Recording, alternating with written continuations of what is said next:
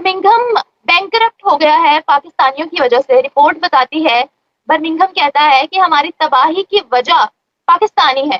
वो इसी कोशिश में है कि किसी तरह से पाकिस्तानियों को वहां से दफा किया जाए, क्योंकि अभी उनके पास इतने भी पैसे नहीं है कि बजट नाफिज कर सके बर्मिंघम में। वहाँ पे जाके मोस्टली ये फ्रॉड करते हैं और क्राइम रेट में सबसे ज्यादा पाकिस्तानियों का नाम है। और दुनिया में जहाँ भी देख लें वहाँ पे ज्यादातर जो क्राइम रेट है वो पाकिस्तानी कर रहे हैं। आंकड़ों में सबसे हैरान करने वाली बात यह है कि मुस्लिमों की संख्या में जबरदस्त उछाल आया है।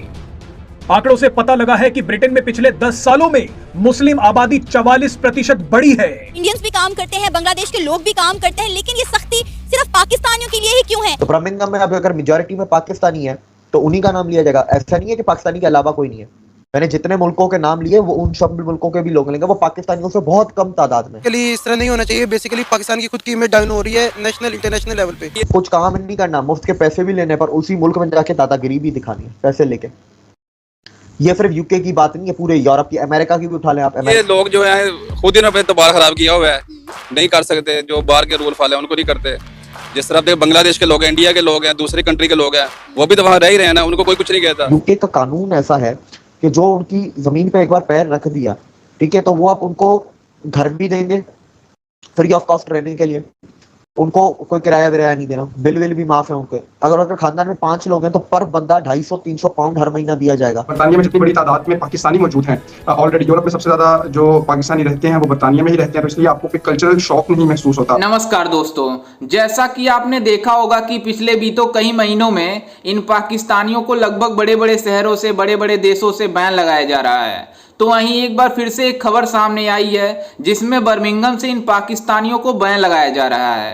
दरअसल आपको बता दें कि बर्मिंघम यूनाइटेड किंगडम यानी इंग्लैंड का एक शहर है जिसमें सबसे ज़्यादा पाकिस्तानी लोग रहते हैं। वहीं आपको बता दें कि ये पाकिस्तानी लोग वहां पर जाके इतना ज़्यादा बैंक करप्ट और जैसे खराब काम कर रहे हैं जिसके वजह से इन पाकिस्तानियों को वहां से बैन लगाना पड़ रहा है। वहीं आपको बता दें कि ये पाकिस्तान की ऐसी पहली घटना नहीं हुई है, बल्कि बहुत देशों में ऐसी ऐसी घटनाएं हो रही है जिसके वजह से इन पाकिस्तानियों को बैन लगाना पड़ रहा है। वहीं आपको बता दें कि अभी हाल ही में यूएई में लगभग 24 से 25 शहरों में इन पाकिस्तानियों को बैन लगाया है। वहीं अभी फ्रांस में एक घटना सामने आई थी जिसके वजह से इन पाकिस्तानियों को भी वहां से भी बैन लगा दिया गया है।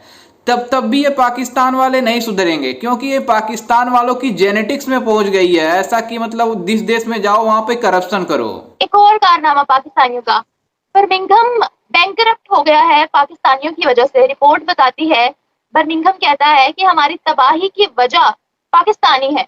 वो इसी कोशिश में है कि किसी तरह से पाकिस्तानियों को वहां से दफा किया जाए, क्योंकि अभी उनके पास इतने भी पैसे नहीं है कि बजट नाफिज कर सके बर्मिंघम में। बर्मिंघम शहर की अगर हम सिर्फ एक शहर की बात करें तो उसके अंदर सबसे ज्यादा पाकिस्तानियों का बेड़ा गर्क हुआ।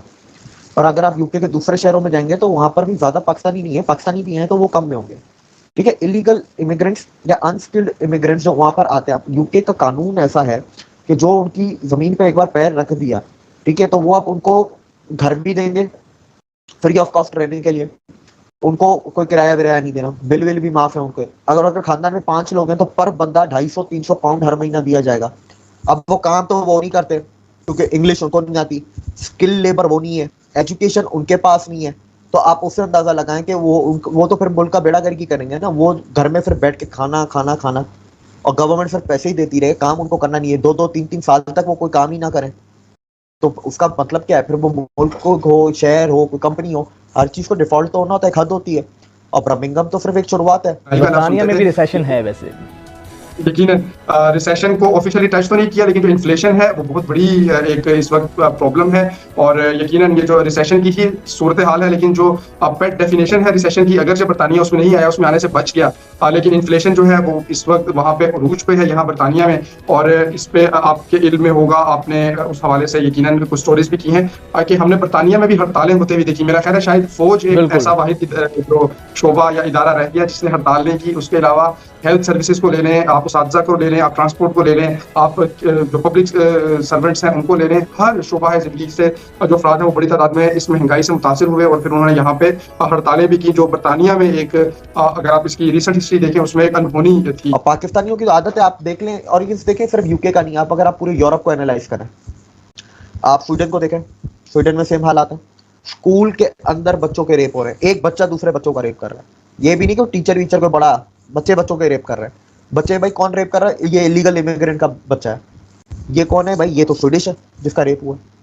सेम आप नॉर्वे, फिनलैंड, डेनमार्क में आप देख लें, सारी स्कैंडिनेवियन कंट्रीज में ये हालात हैं। लूट मार, चोरी, डकैती, रेप, मर्डर, कुछ नहीं छोड़ते वो लोग। आप फ्रांस में चले जाएं, फ्रांस अभी जून में 2 महीने पुरानी बात है, पूरा फ्रांस जल के राख हो गया। वो कैसे राख हुआ? किसने राख किया था? 4 बिलियन यूरो का नुकसान करवाने वाले कौन थे? Illegal immigrants. वो कौन से मुल्क? मेजॉरिटी वो कौन से मुल्क के थे? मेजॉरिटी वो अल्जेरिया के थे, लीबिया के थे मेजॉरिटी, और मोरक्कन थे। आप बेल्जियम चले जाएं, बेल्जियम में जुलाई में हुआ है। यूके में इशू ये है कि अभी हाल ही में ये जुलाई के महीने में एक नई पॉलिसी मुतारिफ करवाई गई है और वो इम्प्लीमेंट कर दी गई है और ज्यादातर लोगों पे उसका असर 1 जनवरी 2024 से होगा कि आप अब अगर आप रेगुलर डिग्री में हैं तो आप अपने जो डिपेंडेंट है उसको यहाँ पे बिल्कुल लेके नहीं आ सकेंगे। इससे पहले ये था कि आप लेके आ भी सकते थे और उसको फुल वर्क अलाउ यानी कि 40 घंटे पर वीक अलाउ भी होता था काम, लेकिन अब आप उसको अपने साथ नहीं लेके आ सकते। अगर आप पोस्ट ग्रेजुएट स्टडी में हैं, पीएचडी में हैं, तो यकीनन फिर आप लेके आ सकेंगे और आप फिर वो काम भी कर सकेंगे। अहमद, यानी कि आप ये कहना चाह रहे हैं अभी इसका इतलाक नहीं हुआ, ये इसकी इम्प्लीमेंटेशन 2024 से शुरू होगी? जी, जहाँ चूंकि एक तो इनटेक चल रहा है ना, उसको ये मुतासिर नहीं करेगा।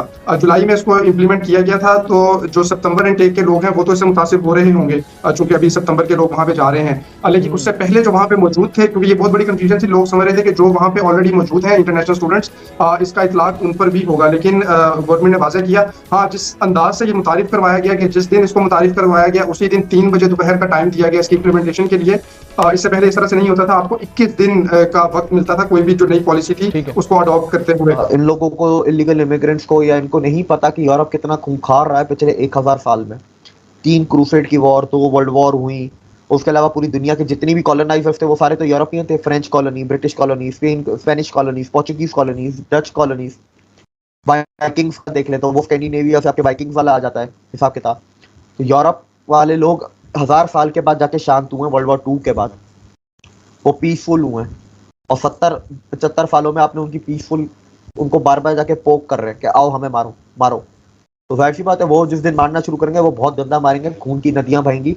4 से 5 साल, मार्क माय वर्ड्स, 4 से 5 साल यूरोपियंस उठेंगे, उनको मारना शुरू करेंगे।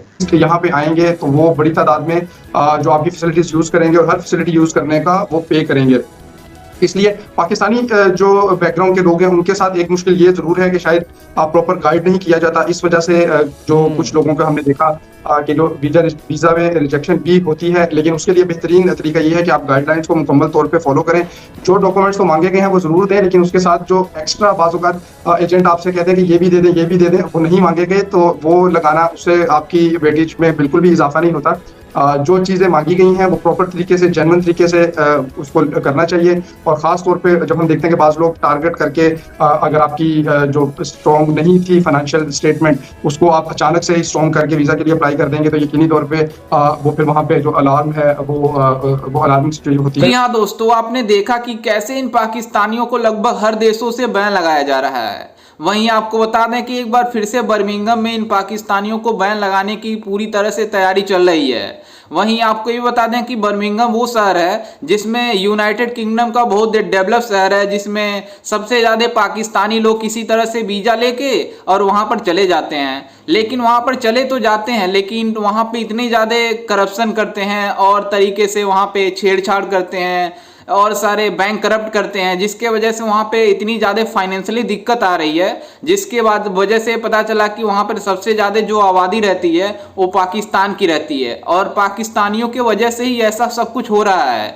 जिसके वजह से अब यूनाइटेड किंगडम ये चाह रहा है कि अब इन पाकिस्तानियों के ऊपर बैन लगाया जाए ताकि ये पाकिस्तान वाले तभी सुधरेंगे, क्योंकि ये पाकिस्तान वालों की जेनेटिक्स में हो गया है कि ये जिस देश में जाते हैं वहाँ पर इतना ज़्यादा करप्शन करते हैं और सब बाकी एक्टिविटी करते हैं, जिसके वजह से वहाँ पर बहुत सारा दिक्कत होती है। लेकिन वहाँ की जो सरकार होती है कुछ टाइम डिनाई करती है, लेकिन जब इनको पता चल जाती है कि ये पाकिस्तान वाले हमारे देश में आके करप्शन कर रहे हैं और छेड़छाड़ कर रहे हैं और सारी कामें कर रहे हैं, जिसके वजह से इन पाकिस्तानियों को बैन लगा देते हैं। लेकिन ये पाकिस्तान वाले इसको भी देख के नहीं सुधरते हैं। वहीं आपको बता दें कि अभी फ्रांस में बीते महीनों वहाँ पर फ्रांस में बैन लगाया गया इन पाकिस्तानियों को, लेकिन फिर भी नहीं सुधर रहे हैं। तो वहीं एक बार फिर से बर्मिंघम से खबर आ गई कि इन पाकिस्तानियों को बैन लगाने दिखाने की बात चल रही है, जिसके वजह से पाकिस्तानी मीडिया भी इसको नहीं दिखा रही है कि पाकिस्तान लोग सुधर जाओ, दूसरे देशों में जाओ तो ऐसे ना करो। लेकिन ये पाकिस्तान वाले इसको नहीं दिखाते हैं, बल्कि ये दिखाते हैं कि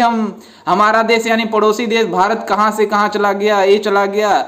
लेकिन अपने देश में ये नहीं करते हैं कि टेक्नोलॉजी क्या लाए कि जिससे हमारा भी इम्प्रूवमेंट हो, बल्कि ये नहीं देखते हैं। वहीं आपको बता दें कि ऋषि सुनक जो ब्रिटेन के प्राइम मिनिस्टर हैं वो आए थे G20 समिट में, तो ये पाकिस्तान वाले कहते थे कि उन्हें मतलब अच्छे से गाइडलाइन मिलने नहीं मिला, उन्हें अच्छे से ट्रीट नहीं किया गया, बल्कि ये दूसरे देशों पे आरोप लगाते हैं। मतलब आरोप प्रत्यारोप बस लगा सकते हैं, इसके अलावा कुछ और नहीं है पाकिस्तान में। इसी की वजह से इन पाकिस्तानियों को दूसरे देशों से खदेड़ा जा रहा है। तो आपकी इस पर क्या राय है? इन पाकिस्तानियों को खदेड़ना सभी देशों से सही रहेगा या गलत रहेगा? हमें अपनी राय कमेंट में जरूर दीजिएगा और साथ ही हमारे चैनल को भी सब्सक्राइब जरूर कीजिएगा। धन्यवाद।